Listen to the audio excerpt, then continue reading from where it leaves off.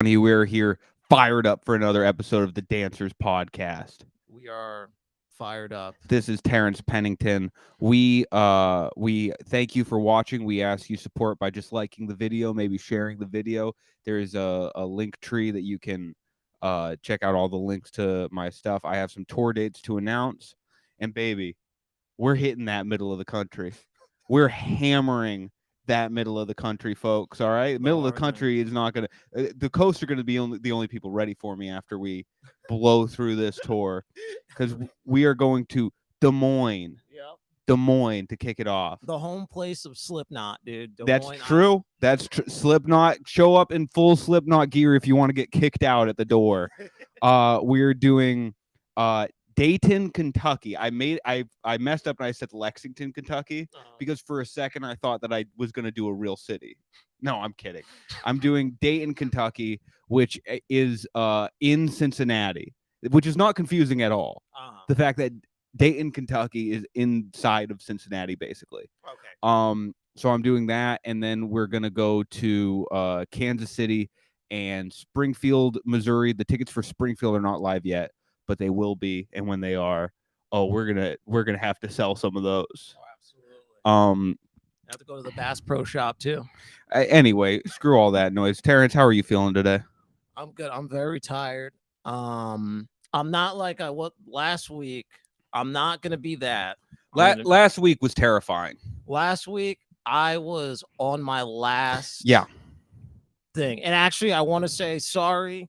No, I'm gonna say sorry. Terrence. I'm gonna say sorry to the love. You know her, Miss T. I'm so sorry. You are my shining light. Yeah. I will never, ever talk to you like that. Yeah. Hey, don't you worry about that, Terrence. We're on to a new week. We part of the reason why you're tired. Mm-hmm. We saw Street Fighter live, and we went to possibly one of the most deranged basement dwelling events I've ever seen in my entire life, which we saw the movie Street Fighter live in theater. Go ahead and click that comment, because I want to keep people abreast of what's happening in this conversation. I saw that they were showing the movie Street Fighter with Jean-Claude Van Damme. As we all know, I've spoken about Jean-Claude Van Damme and how amazing he is. I don't know, but please continue. Tell the people about your experience. We drive up to the New Beverly Cinema, which I love very much, people should support, because it's a very cool part of Los Angeles. Yeah. I mean, first of all, I was like, we're watching Street Fighter, like the 1994 live action. The 1994 live action movie, which at this point I had only seen it on TV, like on like TNT and whatnot, and I'd only seen the end. This is the first time I've seen like the whole movie front to back. There are so many movies, like I've only seen the beginning of I Am Sam for that same reason. For that same reason, I've only seen like the kickoff of I Am Sam. I've only seen that hook beginning. Yeah, and then I'm out. That's a very good movie. I dip out. I can't do it. I have a very specific, and the word triggered is certainly like overused, but I mean this in the literal sense, not in like the you're being a lib kind of sense that people tend to use it in very annoyingly. But I can't watch movies where people who are disabled are in duress. Why? It really makes me uncomfortable. I really hate it. When I was a kid, there was a kid who was in special ed with me, and he would have these episodes where he would start wailing, and it just because he's such a nice kid. He had Down syndrome, and he was just like the sweetest. Like, so when he was in like duress and he was feeling bad, it just like hits me in this really bad place. So watching I Am Sam was it gets me emotionally. Okay, well, I've been to outpatient treatment. I get that. and it's funny because like I don't think a lot of other people think about it, and I like to whatever degree this is offensive, I don't really know or can't, like those aren't things that I like look into. But I will say this: that is used as a device in movies a lot. The disabled person in duress to elicit like a almost immediate emotional reaction, like Good Time. You know that movie Good Time by the Safdie brothers. My buddy was like, "Oh my god, this is the best movie, you gotta watch." And I was like, so excited. We sit down we go over there to watch Good Time, and it's playing for 5 minutes. I felt really bad, but I was like, I can't. You know, this kind of, not to like take away from you, but this kind of sounds like a you problem. Of course it is. Oh no, I'm not saying due to your very valid personal experience, but yeah. And I'll also mention that trope, I think that was a thing like in the mid 80s. And I think I Am Sam was, I mean, there's good kind of the pinnacle of it. Yeah, well, not the pinnacle, because there was like The Wizard, which we saw a trailer of that yesterday. I think I whispered to you that was like, this was probably a lot of people's first I guess not experience, but exposure to, like, say, autism or like stuff like that. Right. And the Power Glove, if you guys know The Wiz, he's got the power. I'm like, dude, that movie was so corny. That movie, no, I like the idea of that movie. When I was a kid, I remember watching it, and it's one of those one of those movies that makes kids dream in a really bad way. Yeah. There are movies out there that make kids dream in a way that they absolutely shouldn't, which isn't like, I should aspire to be a good person. It's like, I should go to Vegas and like play video games, which happen to be right next to slot machines. Though there's no like implicit. Yeah. Let's go to Vegas and exploit this disabled kid. Let's do that. That's literally, it's just Rain Man for kids. It is. It's true. But that's a wonderful thing about the late 80s, man. Yeah. But we watch, I mean, and Jean-Claude Van Damme may come off as a man who has some problems, but I think it's just because he's so earnest and so Dutch. Yeah, I believe he is Dutch. I hope I'm not getting that wrong, but he's Austrian. Oh, really? I think in the chat, if someone can let us know what Jean-Claude Van Damme is, but what type of god he is. So about Street Fighter the movie, we pile into this theater. There's a lot of people that have not showered in a long time. No. I was one of them, by the way. No, I was too, but no. I was in sandals and socks. It was the type of it. Oh, he's from Belgium. Thank you. Belgium. Thank you. He's from Belgium. No, but it was just like a crowd. It's just like, you know, the super nerd crowd. I was like, this is. I actually had a good discussion with somebody on the line about the war, dude. About the Warriors, dude. It was seeing two people who speak the same language meeting in public. That's what that felt like. It was that, but I think the thing that turned me off, which is it's kind of dumb, but I was like, oh, got the Warriors. Have you ever read the book? Which the book is rough. The book is like, there's like the campy Warriors movie, which is a cult classic, and then there's the book, which is extremely grim. It's one of those grim 60s post-apocalypse. It wasn't a post-apocalypse, but it was like things are bad. Right. And he was like, no, and then just continued to talk about the movie. And I was like, yeah.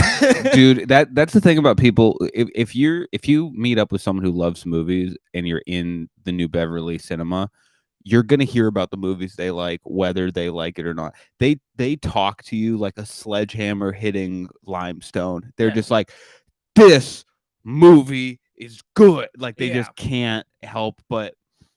I love going to. This is like a joy I have. I love going to a place where people don't just like the thing that's going on there. They're like obsessed with the thing that's going on there. Because there's maybe a couple of things that I'm like with that, but I like to experience other people's obsession in that way. And like with movies, it's like the New Beverly, where if you're standing in line, if you are wearing the wrong t-shirt or if you are seeing the wrong movie, dude, you better be ready to talk. Oh yeah. And when I say talk, I mean listen. Yeah. And by all means, please don't go in a Tekken t-shirt. It is not the time. Like something really you will feel the heat. If you walk in with like a midway Mortal Kombat, you're walking into a lion's den with a meat suit on. Yeah, with people who know Street Fighters 2 pixel by pixel. They have broken down the actual 50-year-old men who have broken down the machine itself. They can tell you all the microprocessors, what's the difference between that and Street Fighter 3, Street Fighter 3 Alpha. I can't believe they made more of them because, dude, they're sick. Dude, Well, the thing about Street Fighter that I really liked, obviously the whole movie was actually really enjoyable and lovely, but the thing I really, really liked, and I like this about any campy action movie, is there's not a single earnest moment in the movie, because any time they're getting close to earnestness, Jean-Claude Van Damme says a line that is so out of left field. It could be the worst thing happening in the movie. It could be like, they could be like, oh, oh no, the villain just killed 50 kids, and Jean-Claude Van Damme would be like, I guess it's time to stop kidding around. every time they almost have an earnest moment in the movie, Jean-Claude Van Damme just jumps off the top ropes with just the like dumbest best line ever. I loved it. You know what? It is great seeing Jean-Claude Van Damme LARP as a just born American. I was just born in Arizona. Oh my God. I forgot about that, dude. He has an American flag tattoo, which is so small. He has like a really small, because maybe it's because his deltoid is so big, and because I'm sure the tattoo was one of those like tattoos you win in a supermarket like thing where you put cold water on it. It literally it had no dark outline. It was just red and his skin and blue. I remember you whispered to me because they showed another tattoo, and that literally someone like drew in pen on one of the characters. The Shadaloo It was so funny. But yeah, that movie was great. If you ever get a chance to watch Street Fighter, I'll bring you to a better movie at the New Beverly next time, just so you can see both sides of it. But it is very, very fun. So we're gonna see Mortal Kombat. We're gonna see Mortal Kombat. I want to bring you to like more of an art film kind of situation. Yeah, like Mortal Kombat 2. Yeah. When they're in the Outlands. Yeah, I would love to go, dude. I love going on a little date with you. There are so many things. That's like number 20 on the things that I want to do. There's number 5. There's number 10. Maybe do my taxes. 15. Get my life together. And then 20 is go on what is called a date. Yeah, just you and me together. Would it make you feel more comfortable if I called it something else? No, not really. If I called it like just hanging out? No. You said that's no. That sounds like a trap. That's what that sounds. Just hanging out, man. Just hanging out. Okay. I'm gonna bring a weapon. I winked into camera if you're listening to this. There was another thing before we go to the questions in the chat, which please go ahead, throw away or fire away your question in the chat. Please. Would you mind scrolling up and putting that other thing that I wrote down? I want to talk about this. Because this is very important. We live in Los Angeles, California, where people are very fashion forward, right? Which is interesting to me because it seems everyone is only wearing athleisure. Yeah.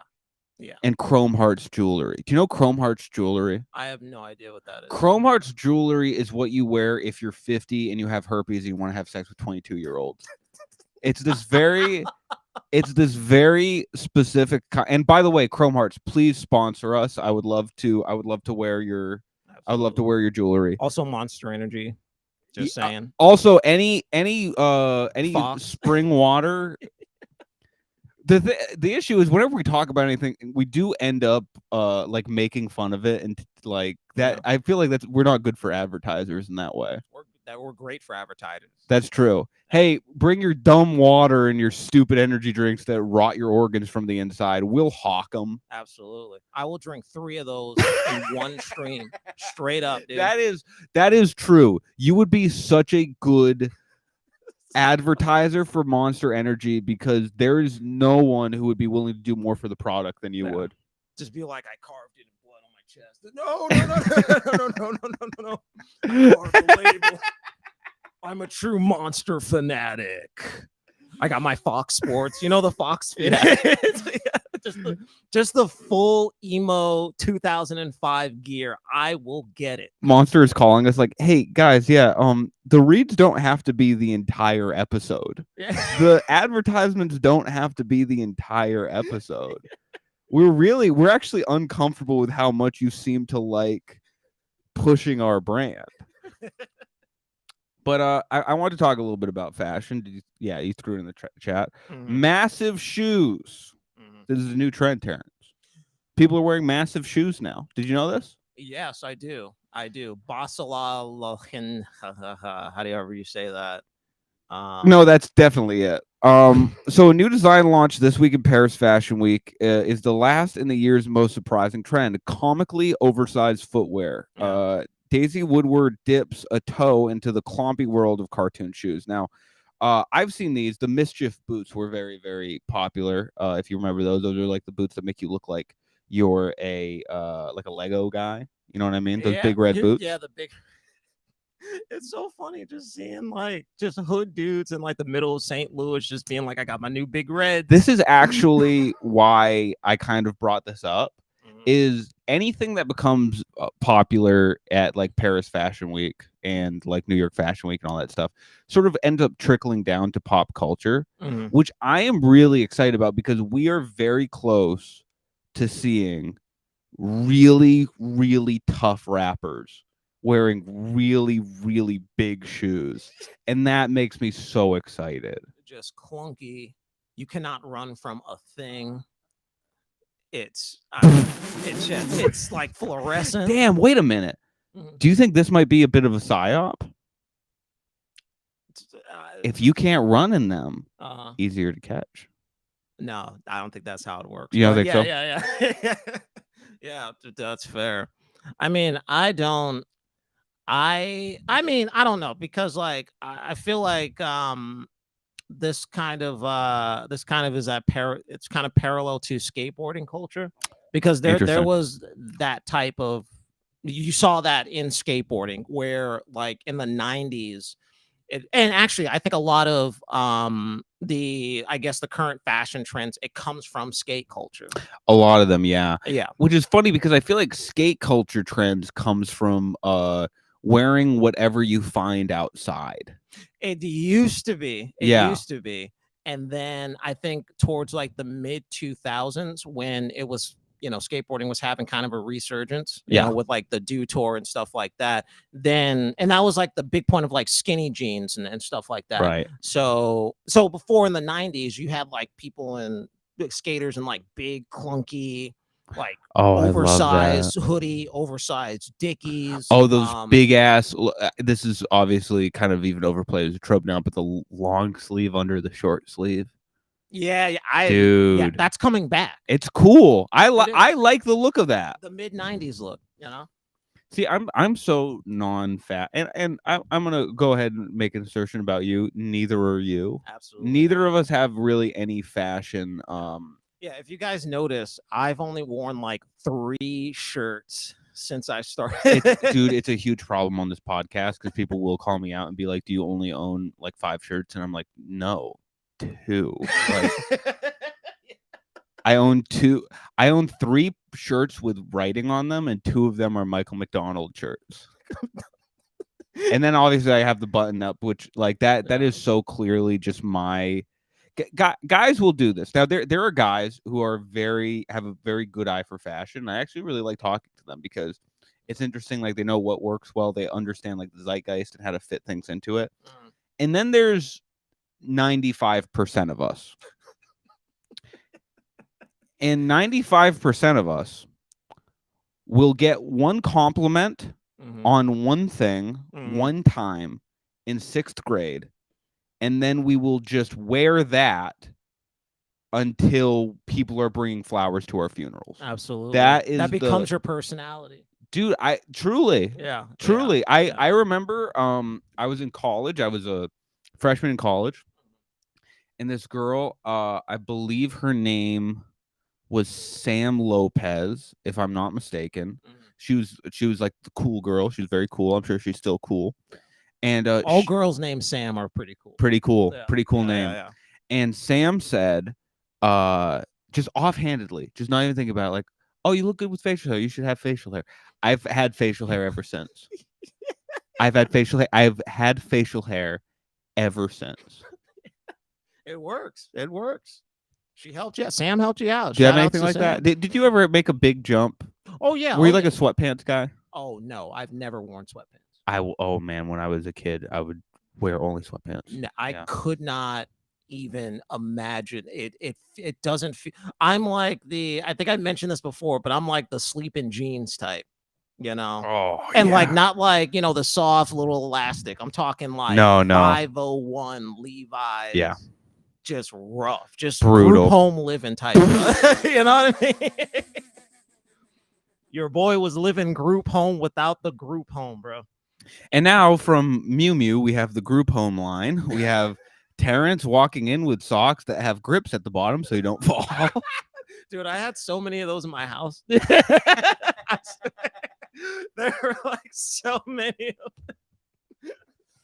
But you know, we like to have fun. It's fun. It's really fun. I mean, I talk about it in my stand-up a little bit, but I love going into like the specifics of men trying to, because it feels like, I mean, a lot of people are at different levels because of the internet. I think the internet has really put people on very different pages. Oh yeah. But as a whole, if we're talking about like the median guy in the country, I do feel like over the last 10 years, there's been maybe somewhat of a push for like getting it together, quote unquote.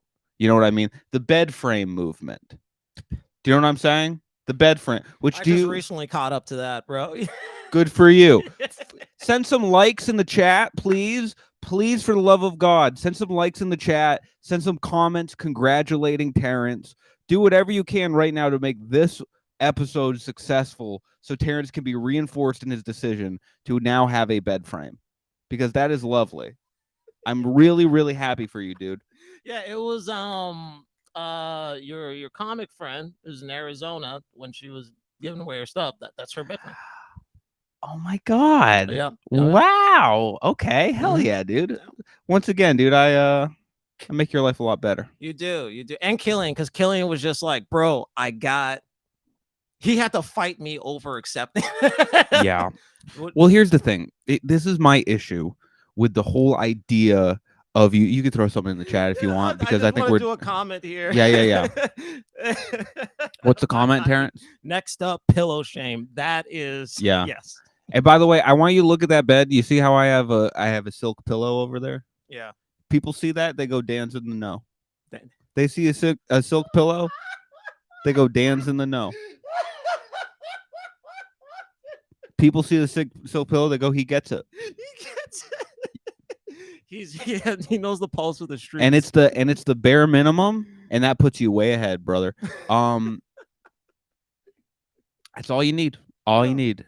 And I just want to comment on the pillow shame. No, there's bed frame shame, but to a man, there is no such thing as pillow shame. Yeah. If you get married, he's to a good man, you just have to accept that he is going to have a pillow that is literally just deep yellow. He's gonna work hard. He's gonna come home every day. He's gonna love you like you've never been loved, and he is going to have a pillow that looks like he dipped it in a river that cannot be swam in. Yeah, it's not even soft anymore. It's like if it's hard Play-Doh consistency. You find a good, honest man. Yeah. He's gonna raise your kids right.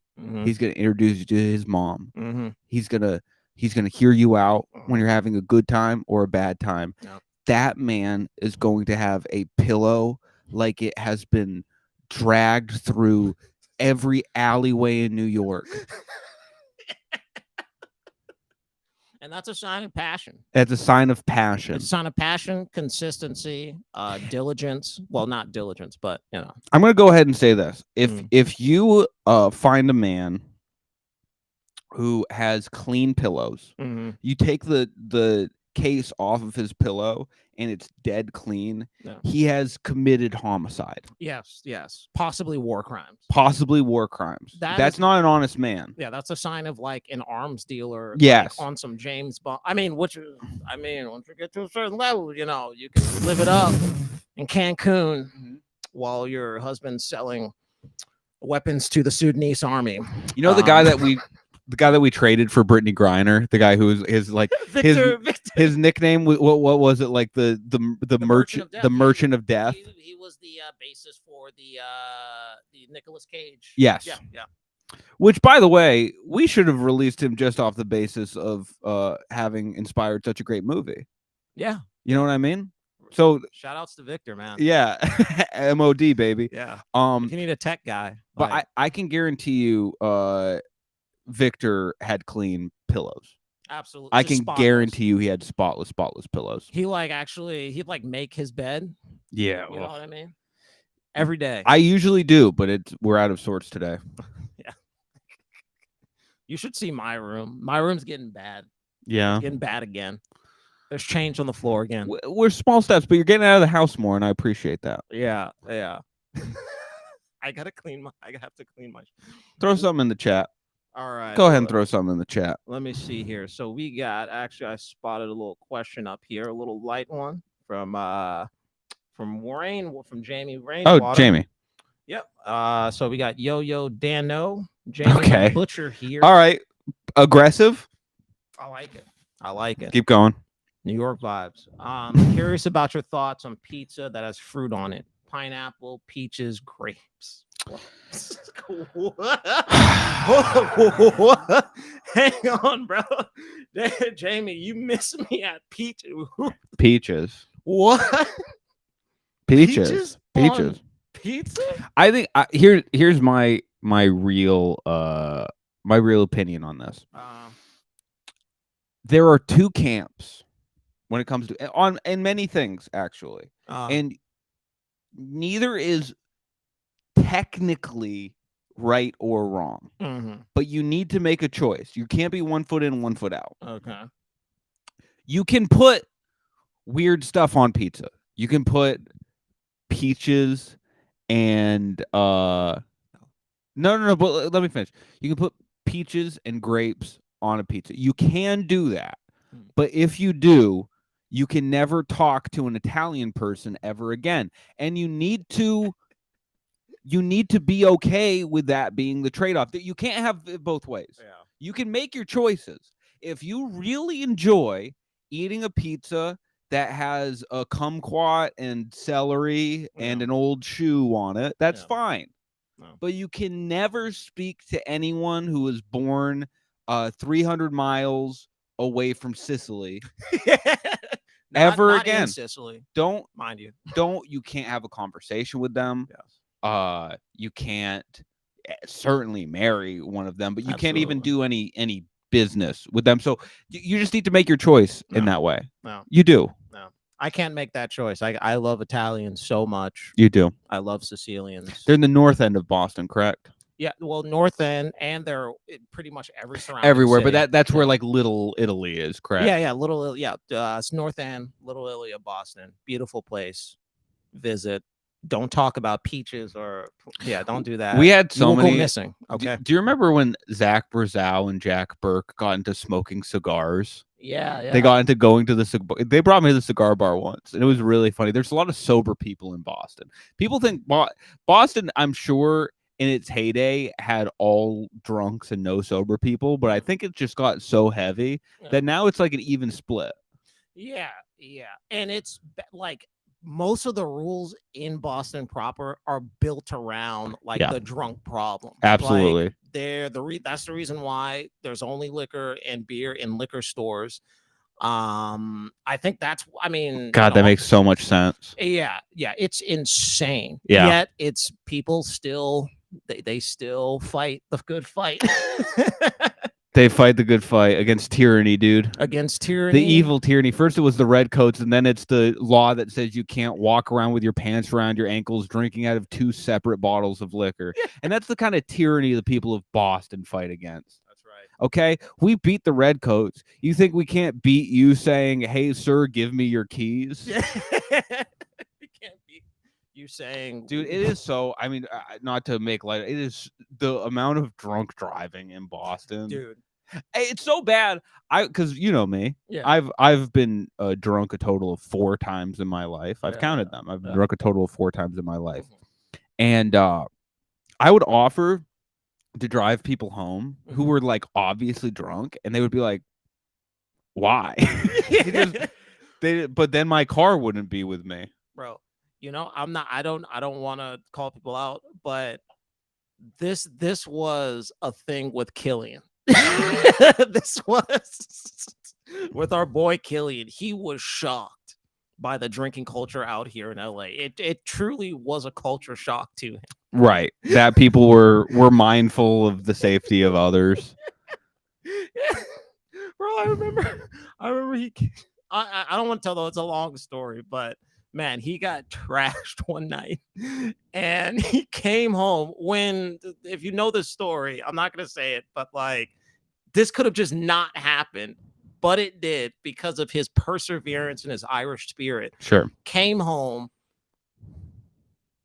went to the bathroom, fell so hard that me and Daniel were going to get up to like. Oh, I remember that. And then the only thing that stopped us from doing that was that after he fell, he just started to giggle.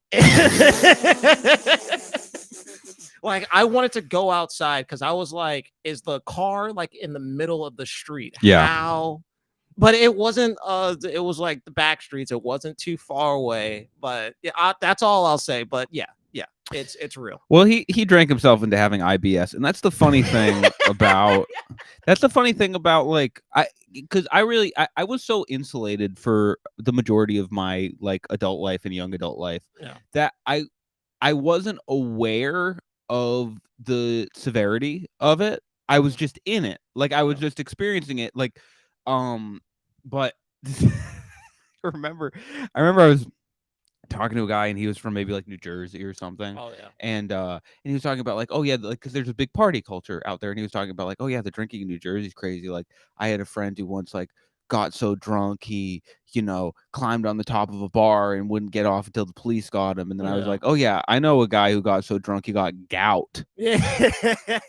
It's just a different kind of. It's not partying, it's preparing for a fight culture. Right. That's what it is. It's gearing up for that fight. I never got into any in Boston, which is interesting because I feel like I'm a man who could be punched. I feel like I say punchable things. I know objectively yes, but spiritually no. Oh, that's nice. Oh, that's so nice. Like I'm objectively no, but spiritually absolutely. Absolutely. I've taken punches. I'll probably take some in the future. I'm not gonna take it that well, but you know, just like they say in Boston, you know, you lean but you never fall. You know what I'm saying? Never hit the ground. Yo, Harsernayev, we're coming for that ass. You hear me? Did they execute him, or is he still kicking? He's still kicking. I think he's fighting. He's fighting for appeals for life, but he's fighting in the UFC. He's fighting in the UFC for his life. Yeah. He's fighting in a celebrity boxing match against Jake Paul. Oh, damn. Dude, when is Jake Paul going to use his powers for good and box Johar Tsarnaev for his freedom? See, he could have boxed Ted Kaczynski. That would be so funny. That would be so funny. Just boxing like the leader of like the GDs. That's what I want. Yeah. Boxing Hoover. Or like just like, you know, roving terrorist organizations. He could be doing so much more. We got anything else in the chat, Terrence? Let me see here. And if you guys got any questions, I see a lot of pizza talk. I think this struck a chord. Well, it is. It's an important issue. It is like it's one of those things. Oh, actually, I didn't keep looking for a question, but actually, I got some. It's not a question, but it's like, you know, they want our take on it. Throw it on in there. It's kind of a light one, please. Dog poo in plastic bags. Discuss. Thank you. Oh, they want it discussed, or they're saying they feel disgust? No, want it discussed. Yeah, actually, you know, so I made a video recently. I actually want to talk to you about this. This is good that this was asked. I made a video about people who don't clean up after their pets. Like I made a video about people who don't clean up after their dogs. Not even right. No, no. It's the word. Because listen, I live in we've talked about it, a place that's not too bad. It's certainly not like how people would publicize it, but it's, you know, there's some crazy stuff that happens from time to time. On my morning walk, a guy came up to me and stopped me on the street and asked if I was going to save him from the Matrix. That's it. You know, that kind of stuff. Yeah. Quirky. Yeah. He followed me to my gate. I closed the door. He left after a while. Yeah. He might have tried the handle a couple times. Yeah. And thankfully, I live in an apartment building where they lock it well. Little jiggle. Little jiggle here and there. But when it comes to like respect for a neighborhood generally. I also live near fast food restaurants, which anyone who has lived near a fast food restaurant knows, like, there's just going to be so much litter in your neighborhood. And that I take both of those things in stride. I'm like, I live here. It's fine. There's nothing wrong with it. Whatever. The thing I can't stand is people who live in a place who are not in a state of like desperation, who are not in a state of like, you know, systemic negativity or whatever, who disrespect the place they live for no reason. And there was this, oh man, it gets me so mad. I was walking back. This isn't even near where I live. I got mad for the people who live near here. There's these like little whatever condominiums, these little like yuppie catchers, basically, right? Where they're expensive. These places you are rich if you live in one of these condominiums. They are very, very expensive. This woman walks out, this like, you know, woman who's like with her big dog, and she looks like she's on social media or whatever. And as I'm walking, I see this whole thing happen. The dog goes out. The dog goes to the bathroom, like takes a giant dump on the sidewalk, in the middle of the not even near a tree, which that would be bad too, in the middle of the sidewalk. And the woman just immediately, without even thinking, just goes right back inside. And I'm like, A, you're not taking that dog for a walk. You absolutely bought that dog because you're like, it would be so cute if I was a person with a dog. And then you never gave a shit about it again. You just never cared about that dog. You wanted to take a few cute pictures with it. That dog's miserable. Malnourished or overweight, like one of the two. Either way, the dog's not happy. Sure, it'll make the little smile because dogs are naturally happy. He'd be way better off in a farm somewhere, but he's unfortunately with this vlogger.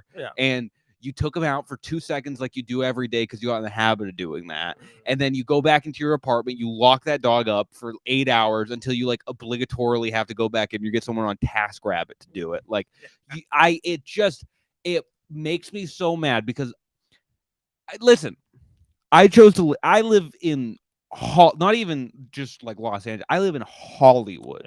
So some of the most selfish, delusional people in the world are my neighbors.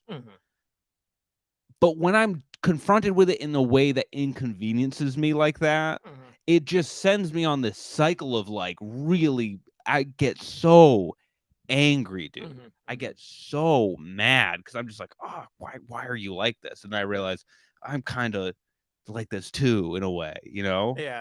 I have the exact opposite thing of you. I love just a little bit of trash outside, you know, just some broken glass. Oh yeah, listen, no, I the guy who asked me to be if I was going to save him for the Matrix. That's a great addition to the neighborhood. No, but no. It's not something I want. Again, I'm going to say like this: it's not something I want. It's not something that's good. It's very much a familiarity, and I'm like, I feel at ease. I shouldn't feel at ease. This is bad to feel at ease in this kind of decay, but I feel like I'm in the calm in the storm.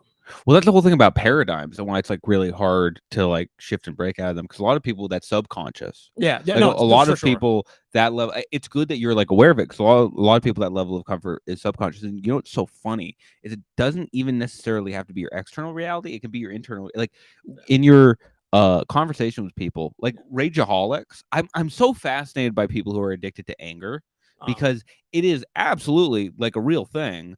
And a lot of people will like blow it off initially and be like, oh, you're just an angry person to know that you're addicted to rage. It's like, no, I understand, because that feeling of being mad at someone is like, it's kind of a high. Absolutely. And it's also a mode of communication that you can slip into, and you're not comfortable unless you're mad at someone or something or whatever. It's like, I get it. Like, we could get really addicted to negative things and not really be aware of it. No, that's just kind of project living, where it's like I grew up in a in kind of a housing project, and nothing mattered. Someone could get stabbed and shot outside of my hallway, but as long as my door is locked and that PS2 is on and playing Half-Life, bro, I could care less what's outside. That's just, you know what that is? You know what I'm describing? I'm just describing poor people thinking. What? I know that's harsh. I'm sorry, guys, but as a street dweller, I will say this. Former and current poor. Yeah. No. I was poor. Now I'm broke because I'm single. Right. That makes sense. Please. That makes sense. I actually love that. Yeah. Whoa, that's really funny. Actually, I want to put this. Hey, is there a young woman out there that can make Terrence poor? No, don't do. Do we have any young women out there that could take Terrence from broke to poor? No. Slide in those DMs. No, please. Yeah, actually, we'll see what happens. But when you say poor thinking, I want to get into that a little bit. What do you mean by that? No, it's just kind of thinking of coming. I mean, people know. I think it's universal. If you come from a less than ideal neighborhood, then there's nothing good. Like, I think we talked about the first time I was here, we talked about like kind of like my experience in my neighborhood. Yeah. And one of the things that I mentioned. Yeah, go ahead. One of the things that I mentioned was that the only thing, like walking in my old neighborhood in Boston, like through my like housing project, I don't like it. Like I said in the beginning, I'm not going to rehash, but I've had bad experiences there. But just like going anywhere, it's like the familiarity, just knowing I know this street, I know this place like the back of my hand. I love that. I mean, I don't love it, but it feels comfortable when I'm like, oh, I know my way to Son's Pizza. I know my way to this bodega. I know that. I know the Flames Caribbean restaurant where saw some bad things happen up front, but they got good salted fish. They got great salted fish. If you want good salted fish, some bad stuff's going to happen out front. This is the type of thinking that this is the type of thinking that makes townies. Yeah. You know what I mean? No, man. I mean, listen, I get, and also it's like when you talk about stuff like this, you always buttress up against something that can kind of stymie you because you're always wondering how these conversations are going to come off to people, right? Yeah. Like that's the issue, right? Because you're not saying that poor people are bad or that like being poor. No. Okay, no hot takes this time. Well, what you're saying is like you can be conditioned into like comfort in a very uncomfortable, very traumatic situation, and when you are, it makes it's something that people who haven't experienced it, like I wouldn't say I've experienced that to any level.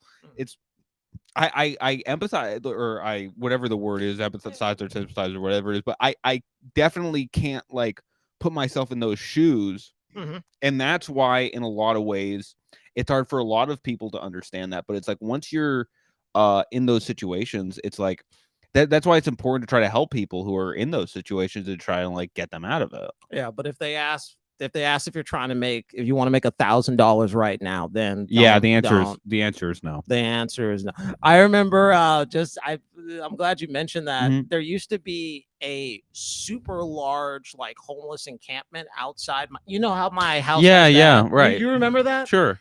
And like I'm just explaining it to people and it does not faze me at all. I remember, unfortunately, one of the people in the encampment, they passed away. Yeah. And there was like an actual ceremony with like 30 to 40 people. Yeah. I was walking to get a burrito. Right. And I had to like cut through and I like saw it and I came back and I just stood You're like, there and just home sweet home. Yeah. I was just asking. I was just like, so what happened? Who was the guy? You know, what's going on? I wouldn't say quite friends, but I was just like, you know, even if it's a random person, this is a life lost. So, just hang there. And, wow. So you were just standing there while they were kind of like holding the ceremony with this person. Oh yeah. Look, I am no stranger to, candles and Hennessy bottles on a corner. I am, I am no stranger to that. That does not faze me at all. But like, I think just to get my point, like you were saying, me explaining this stuff to people nonchalantly, they're like, what? How do you live like it feels uncomfortable to a lot of people, I think. And I think part of that is people are uncomfortable understanding realities outside of their own. True. You know, I think that people like live in this comfort zone. There's this thing that with wealth that I think about a lot, where it's like people, when it comes to wealth, when it comes to understanding money, they are aware. When I'm talking about awareness, I mean like what you can actually factually conceptualize. People are aware of people who are one class above them and one class below them in terms of income. Yeah. And anything more than that, people don't even have an image of it, or like not even close to an accurate image in their head, because it's just not how we're conditioned. Because the things that we see and experience are generally like within the buffers of one class above and one class below, and that can be kind of because like there's a level of wealth that anyone listening to this podcast, unless you have this level of wealth, in which case please send us money, especially Terrence, but also me. If you're that level of please join the Patreon. A quarter. I'll say this, and not to divulge too much, but Terrence gets a quarter of the Patreon now. Absolutely. We've moved Terrence into what we like to call the investors bracket. Yeah, got me out of collections, bro. You know how you have like a $7 medical fee? Yeah. For 100 years. Yeah. You're just like, I thought it'd disappear after 7 years. No, we just sell it to another collection agency. But like I think that whole like there's a level of wealth people cannot even fathom, and I think that is the same when it comes to like struggle. Like people are aware of a level of struggle. This is something that I had to deal with, because I've had like not easy things happen to me, but I had to learn to shut up sometimes, because like there's a level of struggle that like every human being has a similar understanding and condition of like the human experience, but there's like a level of struggle I can't even fathom. There absolutely is. There's a level of like day to day, because I've had like time periods where I got kind of hammered, but there's people whose whole lives are like that. Their whole lives are your worst day happening over and over again. Just like that Homer Simpson quote, with some people, things just happen. Dude, it's there's like a level of like tragedy, and it doesn't mean you can't empathize with those people, but it does mean the things that work for you aren't necessarily gonna work for that person. Yeah. And like talking to them in this way where you would talk to yourself if you were in their shoes doesn't always work. Yeah, that'll get you punched, man. That'll just create unneeded thing. But actually, I want to throw this up here. This is I love the live chat, dude. Yeah. Hey, shout out the live chat. I want to appreciate. You guys are throwing likes in there. I want to throw a like towards you. Thank you so much. Thank you. And actually, I just want to put this up here. I think this is kind of going back maybe 10 minutes. That's fine. But takes more effort to think positively. Absolutely, Miss Johns. Yeah. Someone quoted me. What's her name? Katie B. Yes. The lovely shaman of Boston comedy. Yes, absolutely. Who I'm very good friends with. Yes. She said this: me and you, Terrence, we both live in a world of nightmares. Yeah. And living in the void, living in the darkness, like Bane, I like it. It's great. It makes me feel like I'm ready for anything, but not really. That's kind of what you call stupid thinking, right? So yes, it does take effort to think positively. I'm trying to do it now, but it's so hard for me to say it's gonna be okay. Stop preparing for the worst, because when you prepare for the worst, you end up doing nothing, right? Yeah. Like because you think that any type of move you make in the future is useless, right? Yeah. Well, not only that's going to be bad, but it's like, because the worst thing is going to happen, the next move like when you're in that kind of negative mindset, it's like, why even make a move? Yeah, exactly. It's like people. We talked about this, but like my friend who was like, "Oh, the world's gonna end. Like the world's gonna end," and it's like, maybe. Yeah, we're gonna have some big conflicts. But doesn't it behoove you? It's sort of like a Pascal's wager thing, where it's like, doesn't it behoove you to believe the world will continue just in case it does? Doesn't it behoove you to still try to be a good person, to still have goals, to still have dreams, just in case the world keeps going? Just in case we have like, you know, a few more years going. You know what I'm saying? Yeah, before major conflict in the water wars. Okay. All right. But yeah, thinking positively, yes, that is definitely harder for some people than others based on their experiences. I actually have another question here. Yeah, throw it up there. This is actually very interesting. Thank you, live chat. Thank you. I'm curious if you have a morning routine that you stick to. I wanted to ask this question to you. Oh, great. Yeah, go ahead. What's the question? No. Oh, that question. I want to know your. Oh, your good. routine. Yes. So it's changed a lot. I do try to stick to doing something in the morning. I like. Okay. Now I'm going to add a lot of caveats to this. Yep. I think giving a blanket morning routine is completely stupid because I think surprising.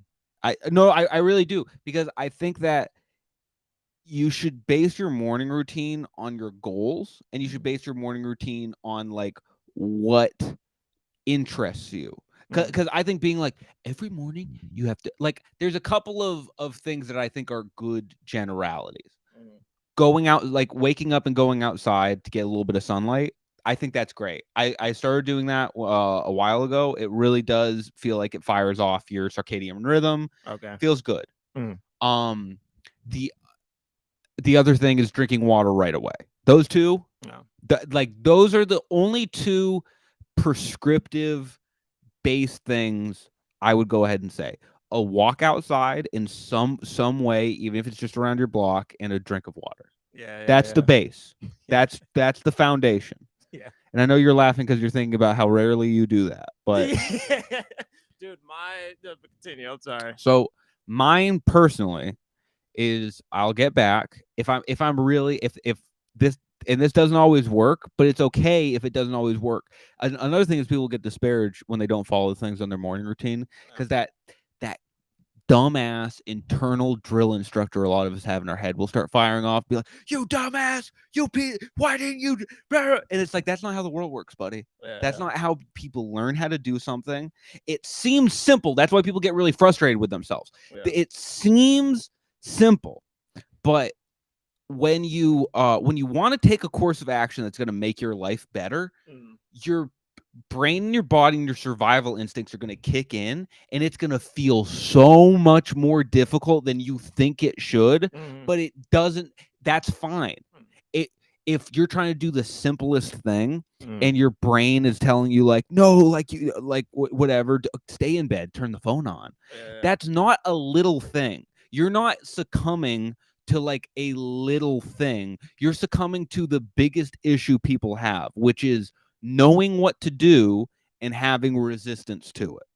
So that's a, like, I know this is a really roundabout way of annoying this, or of answering this question. I'm being really annoying, but that's another thing I will say with a morning routine is you can have the simplest morning routine and you can still mess it up, but that's not a big deal if that happens, and just try again tomorrow and do your best.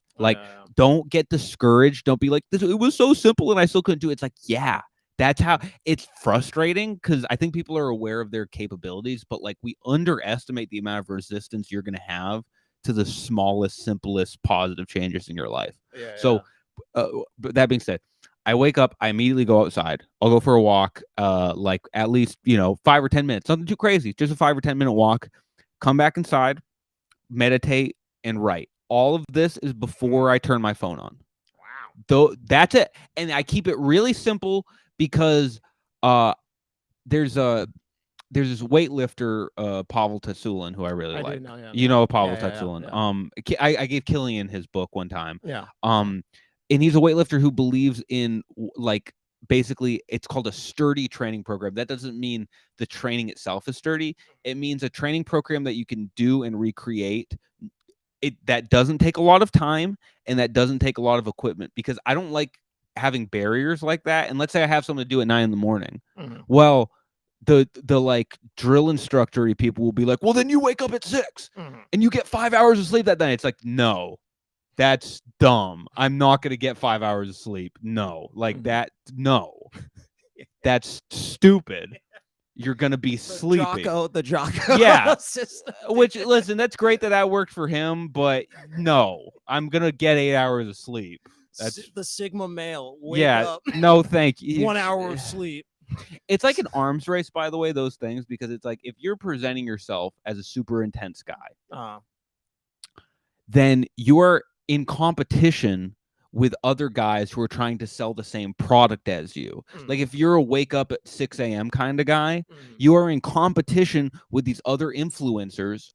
And they are influencers, by the way. That's the funny thing. Jocko Willink is just an influencer. I'm not putting a negative spin on that. It's like he's also a veteran. But I'm saying right now his job is an influencer. Yeah, absolutely. Tim Kennedy is an influencer. These guys are influencers. And when you put it in those terms, it like a lot of the stuff they do and say makes a lot more sense because they're trying to say, and it might even be a good I'm not talking down on those guys at all because I think a lot of people do benefit in a lot of ways from being stricter with themselves. David Goggins is a great example of that too. I don't like the overall message of destroying your body because I've been there and it's like. Of course, yeah. I mean, it's like eating disorder central. It's like unhealthy tendency central. And even if that's not how he actually lives, I think it's very easy for people to get that message and start living that way. Yeah, absolutely. But I like to have a morning routine that's very easily recreatable and that I can do even when I have stuff to do in the morning. Yeah. Like when I have, like, let's say I have, because I'm not completely free of needing to work and stuff. So sometimes I'll have a client that I need to see in the morning for personal training. Sometimes like I'll have some kind of an appointment in the morning. So like I always try to have like something that takes as little time as possible, but you still feel like you did something.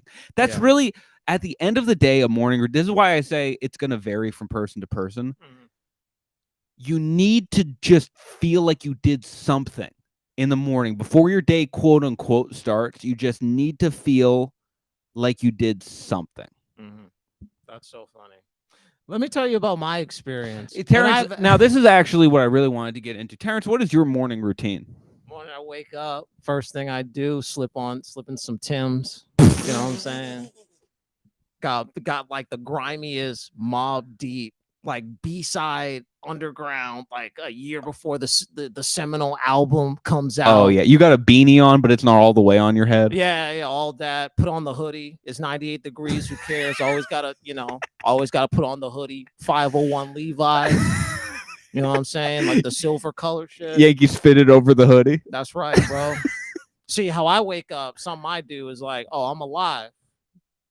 That's cool. And then I just, so yeah, you go, I'm alive. So it's like, that may not be the case, but I'm here right now. What does your morning actually look like, Terrence? I'm interested. The people are interested.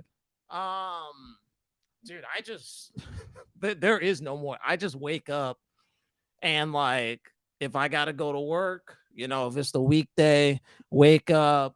Straight to work. Get up, maybe eat an apple or drink some water. I do, drink water. That's good. Pop in my nicotine products and slide out.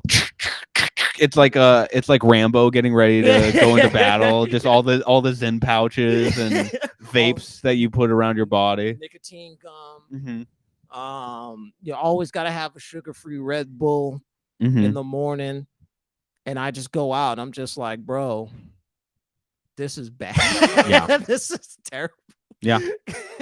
And I just, just sit and I just think, man, where did it all go wrong? And then I'm at work, bro. That's the real way. That's how the OGs do it. So, pick your morning routine, folks. Yeah. You had something started there that I wanted to get into.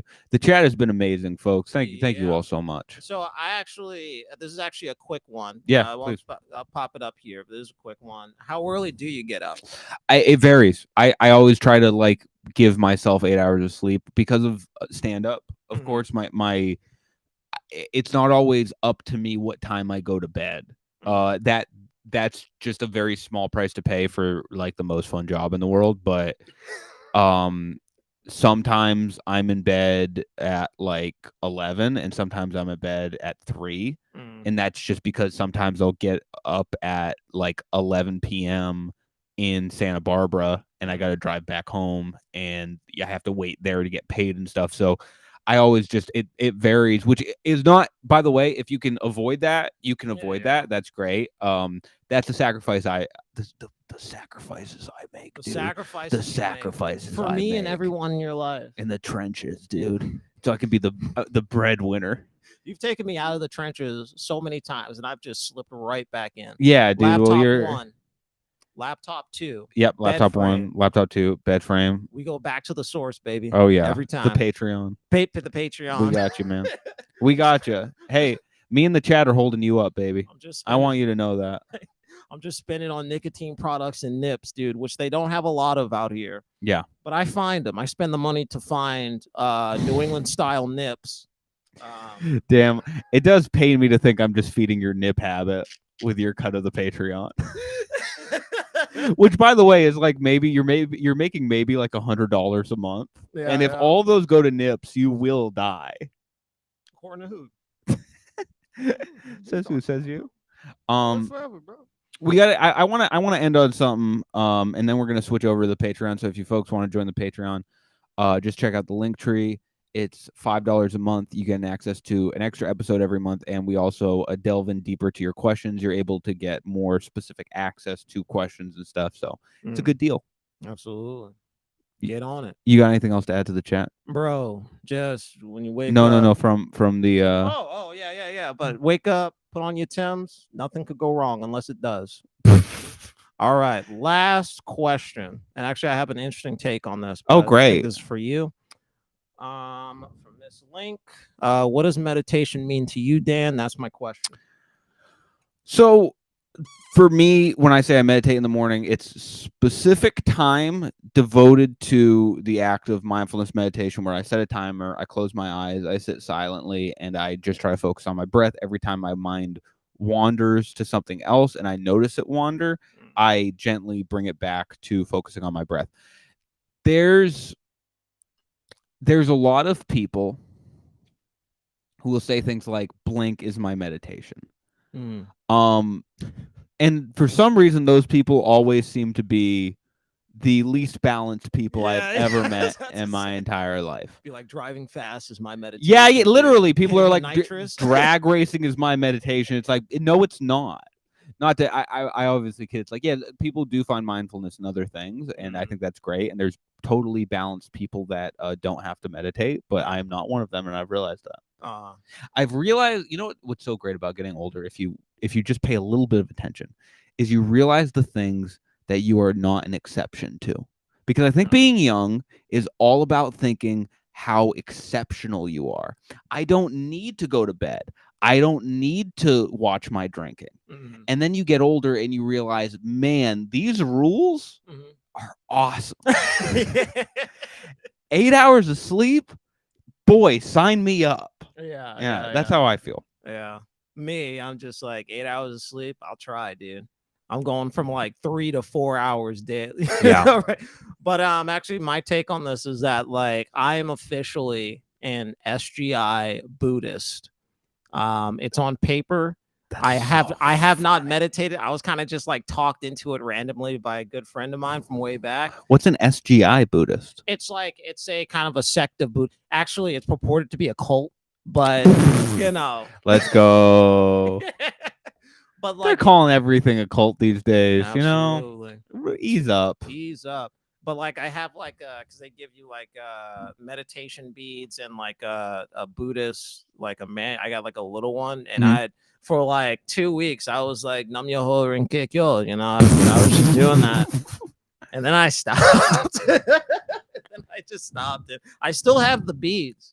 It's in a Crown Royale little sack in my room somewhere, but I got the beads. Oh man, That's the manual. It's so funny that you say that. Crown Royal has a very specific negative connotation in my brain. Oh yeah. Yeah. Yeah. When I talk about a few bad things have happened to me, one of them is kind of connected to Crown Royal. Yeah. We'll talk about it on the Patreon, maybe. I don't think that this is, but thank you all for listening. Please get tickets to the dates. Check out the link tree. If you can't see the link tree in the description because maybe I forgot to add it, I will put it in the comment section. So, and then Terrence, you got anything to plug? Yeah, you can just follow me on Instagram. I'm gonna have and give them your handle so they can find you on Instagram. Terrence Pennington. You're probably gonna just I'll share Terrence's Instagram. Yeah, I'm gonna, like I've said so many times before, I'm going to post eventually. Yeah, it's just some unhinged me, a lot of monologues. It got away from you for the last few weeks, but that's okay. Yeah, it's gone away from me for the past 5 years. But we'll get into it. All right, we're gonna switch over to the Patreon, so we're gonna upload a Patreon episode tomorrow that we will record right now. If you want access to that, join the Patreon. If not, that's fine. Enjoy these episodes. Just please like and share them. And as always, have a good one. Have a good one.